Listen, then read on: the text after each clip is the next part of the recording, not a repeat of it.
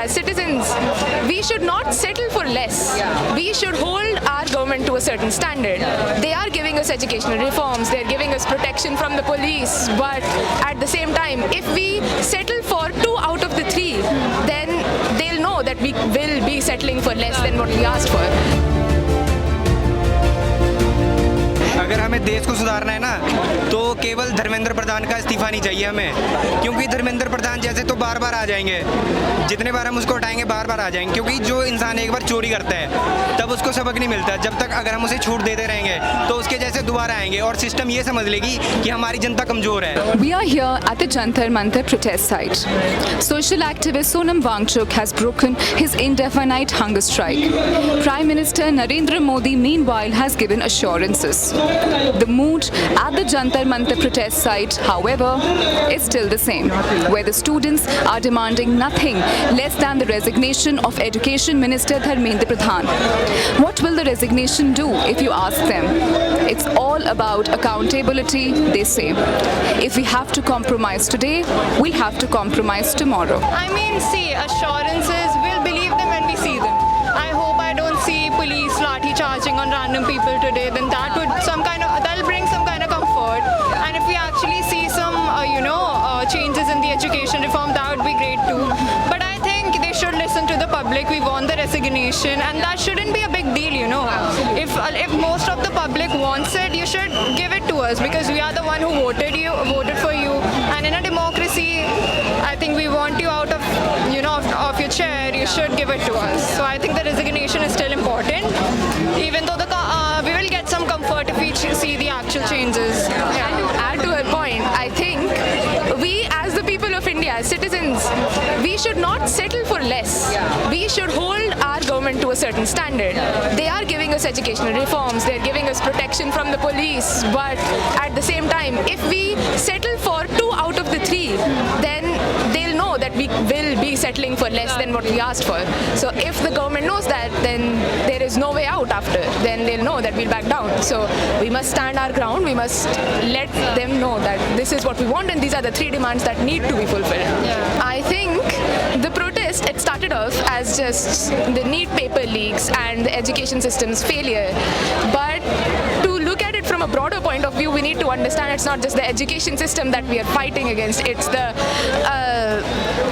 unrightful detainment. Now that the protest has already started and there's so many injustices happening around the world, that this protest has grown so much more than what it started from. And I think that is a very good thing, because now the people, the students especially, have a platform to discuss the issues that they've been ruminating over for years. It also brings people together. Absolutely. Exactly. And the people are like, oh, this is more than the student protest. And well, it's our right. It's our right to bring out the problem that are being caused by the government, because we live in a democracy and we can speak against the things that they're doing and we don't agree with it. So it's fine if people are speaking about more things too. So yeah.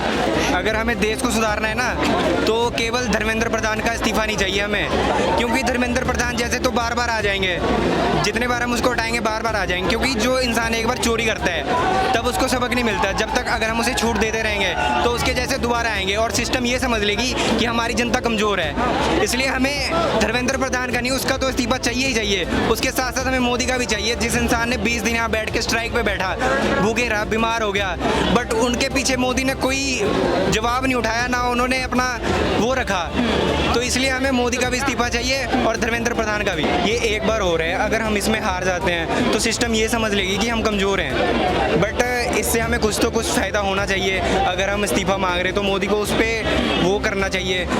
ये तो है कि हमारे देश में accountability नहीं है, अगर अकाउंटेबिलिटी है भी तो इतनी नहीं है, और हमें सरकार को इस चीज़ पर एक्शन लेना पड़ेगा और उसे सुधारना पड़ेगा।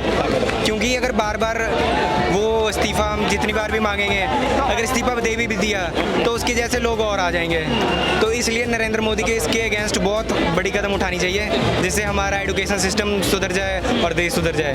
लेकिन जो मेन मांग था यहाँ से, जो CJP से उठ रहा था कि धर्मेंद्र धर्मेंद्र प्रधान का इस्तीफा होना चाहिए, उस पर कोई बात नहीं हुआ। हम देखते हैं रात को प्रधानमंत्री मोदी भी इंस्टाग्राम पे वीडियो डालते हैं और उसमें बहुत सारी लंबी चौड़ी बातें कर देते हैं कि लोग पकड़े गए, अपराधी पकड़े गए, जेल हुआ, और बट ऐसा कुछ आता नहीं है, हमें कुछ दिखता नहीं है। तो ये चीज़ है कि अभी ये प्रोटेस्ट लंबा चल सकता है, अभी जब तक से हमारे जो मेन डिमांड्स है वो चीज़ ना पूरा हो। अगर आप देखिएगा तो एक केवल अब जो ये प्रोटेस्ट रह गया, केवल ये इसलिए नहीं रह गया कि पेपर लीक हुआ है। हम देखते हैं जब से NEP आई है, 2020 में जब NEP आई है, उसके बाद से किस तरीके से यूनिवर्सिटी को प्राइवेटाइज किया जा रहा है, किस तरीके से मतलब हर साल फीस बढ़ रहा है। तो कहीं ना कहीं एक एजुकेशन सिस्टम ही जो है वो एक तरह से करप्ट हो चुका है। ना ही उसको ठीक से मैनेज किया जा रहा, ना ही ठीक से रेगुलेट किया जा रहा है। और हर साल जो पेपर लीक्स हो रही है ये तो बहुत कॉमन हो गया है। आज की डेट में अभी रिसेंटली उत्तराखंड में भी पेपर लीक हुआ, तो ये बहुत ही कॉमन हो चुका है। तो ये केवल एक एजुकेशन सिस्टम की बात नहीं है, पूरे इंडिया में अलग अलग सेक्टर में जो करप्शन हो रहा है, अलग अलग सेक्टर में जो चीज़ें सुधार की बात हो रही है, उसके खिलाफ भी एक आक्रोश है जनता में, उसके खिलाफ पे भी लोग आ रहे हैं, जुड़ रहे हैं, समर्थन कर रहे हैं। और ये मुझे नहीं लगता कि अभी ये रुक जाएगा। They are lot of demands, और मुझे लगता है कि लोगों को सोचना चाहिए कि ये एक हाई टाइम है जहाँ इतना बड़ा गैदरिंग हुआ है। आज से मुझे नहीं लगता है कि 2000 जब से मोदी रिजीम आई है उसके बाद से कभी इतना बड़ा गैदरिंग कभी हो पाया है। तो इज़ अ हाई टाइम जब आप अपने घर से निकलिए और आइए अपने डिमांड्स को लेके। They are not one thing कि पेपर लीक हो गया, they are lot of thing. तो इस वजह से मुझे लगता है कि लोग सिम्पैथाइज भी हैं, लोग जुड़ भी रहे हैं, लोग आ भी रहे हैं, लाठी डंडा खाने के बाद भी लोग आ रहे हैं। तो एक डेडिकेशन है कि हाँ मतलब वो चेंज चाह रहे हैं, वो करंट मोदी रिजीम से चेंज चाह रहे हैं, तो इस वजह से भी लोग आ रहे हैं।